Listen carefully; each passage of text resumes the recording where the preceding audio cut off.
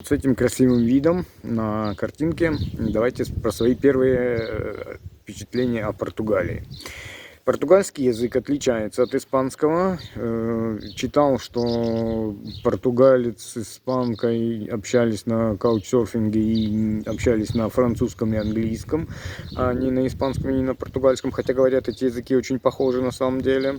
Ну вот интересное такое, вот Грация в Италии, Грация в Испании, Грация, а в Португалии это обригаду, причем обригаду это для мужчин, а для женщин спасибо, обригада, и важно не перепутать, да, могут обидеться.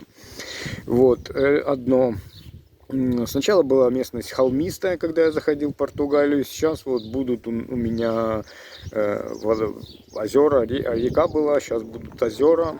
Поэтому очень разнообразная природа, будут еще горы на самом деле. В этом плане Португалия и тоже достаточно красиво, интересно. Чем-то напоминает Прикарпатье. В общем, такое. Про дороги сказать особо ничего не могу, и про чистоту, потому что пока вижу какие-то очень мало дорог, на самом деле. В целом более-менее. Что заметил по машинам?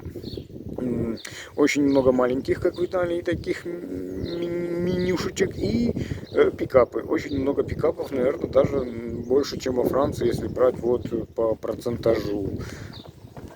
Пока в деревеньки заходил, и в деревеньках инфраструктура от испанской немножечко отстает все-таки, и не такие, скажем, шикарные дома, как в Испании, ну или не такие хорошие дома, как в Испании, в этом плане тоже немножечко отстает, но в целом, как бы по инфраструктуре, ну, все есть достаточно, ну, тем более учитывая, что это на самом деле самые отдаленные места такие, Португалии, хочется думать, что будет лучше, потому что и по индексу человеческого развития, и по ВВП Португалия на самом деле от Испании не так уж и сильно отстает на самом деле.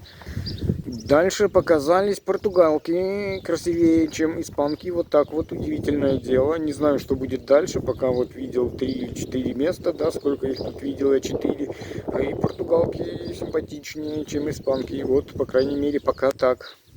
Что касается португальцев, мужчин, они такие больше попроще, мне кажется, как в Испании, и немножечко более замороченные, как во Франции. Вот. Попроще, чем в Испании, но замороченные, но такие же замороченные, как во Франции. Интересное такое, странно, проще и при этом более замороченные, как будто бы гнетут их какие-то внутренние проблемы, и вот такое вот ощущение. Не разобрался еще особо, ну, посмотрим потом, как будет.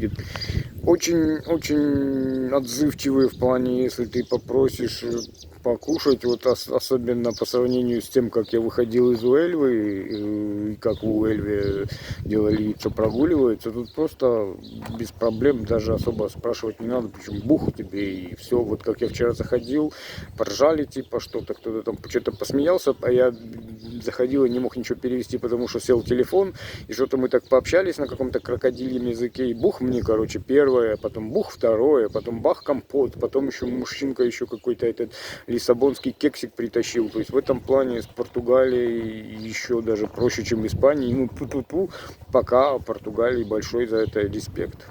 На этом пока, наверное, и все.